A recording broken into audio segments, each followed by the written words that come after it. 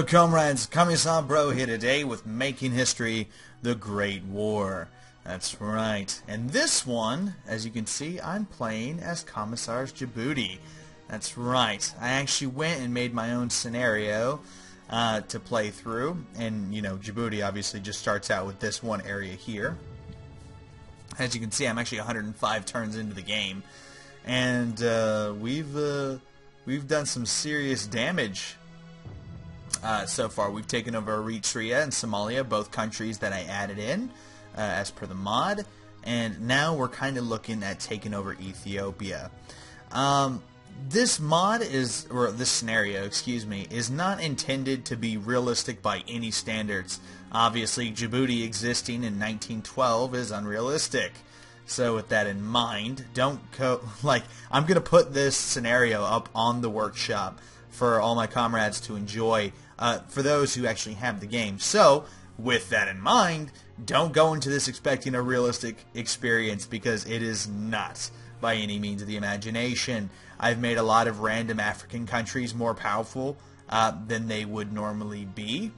There was actually a whole African country that started out, like, literally about 50 turns ago or so, took over, like, all this area, and France had to step in and beat him back down to size.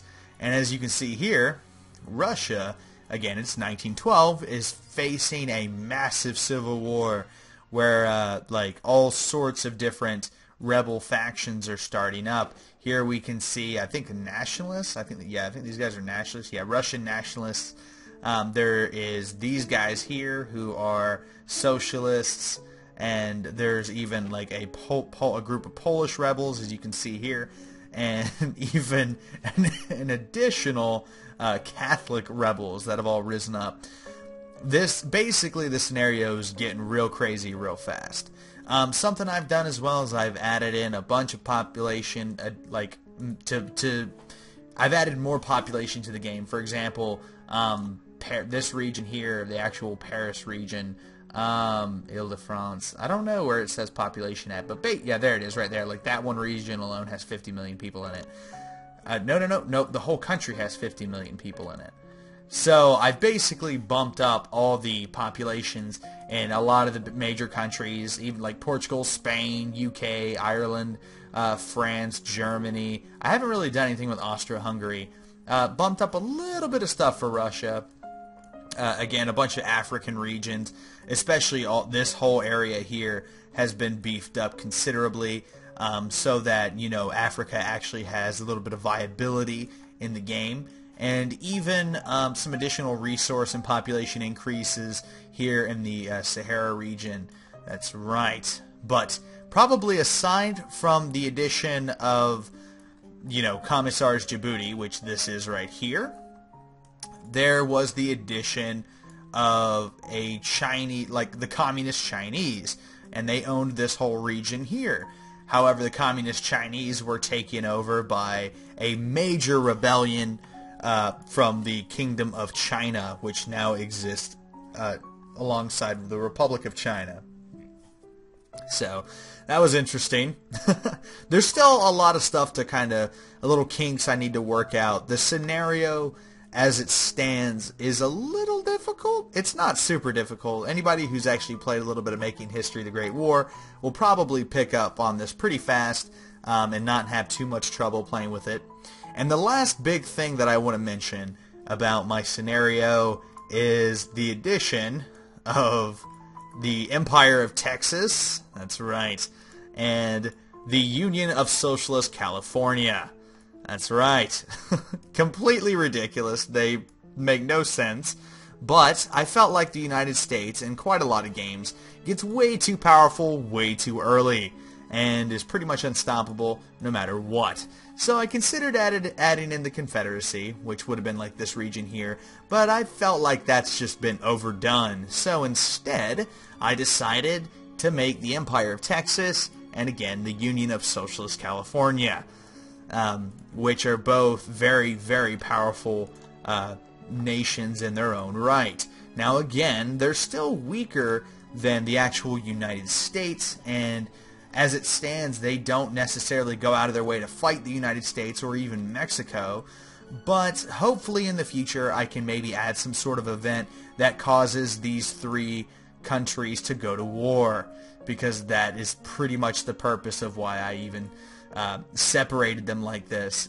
And the Empire of Texas might get bigger in the future, so keep that in mind as well. But yeah, aside from that, I weakened a lot of the stability and a lot of the major power countries, so like the UK and France and Germany. Even though they haven't had any major rebellions or revolts yet, you can see that the radicalism is actually very, very high, especially in capital regions. So basically, with the increase in population came an increase of political ideas and agendas, and with the formation of such radically inclined countries, again, the Empire of Texas, the Union of Socialist California, stability has decreased all across the globe for these traditional countries, and that's kind of the idea that I had in mind when I did what I did. So, with that in mind, is we can already see that Russia is being torn apart, literally torn apart by the insane amount of rebels who are pissed off and want reformed policies and stuff like that. And even Djibouti, to a degree, has been plagued by it, but thankfully I've been keeping my shit under control, for lack of a better way of putting it. And I spend a lot of money on actually, as you can see, on keeping everything under control. Now, the only reason I have so much money, you don't start out with this much money, and matter of fact, you don't start out with this much resources at all. The only reason I have this many resources is because I have conquered 3 countries at this point in time, and it's 105 turns in.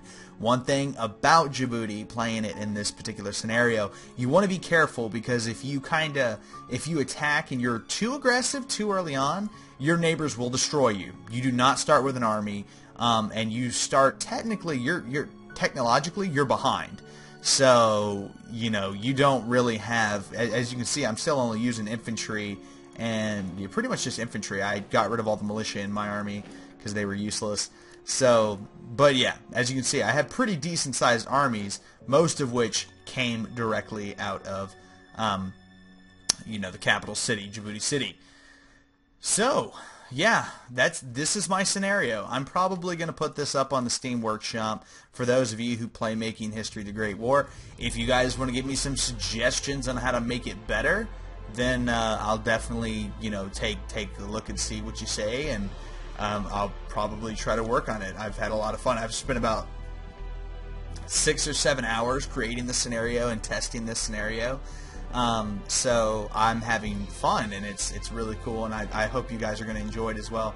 And it gives everyone an excuse to play Djibouti, the Commissar's Djibouti, in something that's not Superpower 2. So yeah, I hope you guys are excited about that, because I know I am. But anyway, this has been Commissar Bro. I hope you can take the time to check out my scenario, and I hope when you do, you have fun with it. Again, be careful if you're going to play as Djibouti. The beginning can be a little rocky if you're not careful.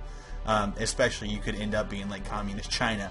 I game overed 3 times playing as Djibouti. Just saying. In the first 10 turns. So, but anyway, this has been Commissar Bro, and I'll see all of you next time.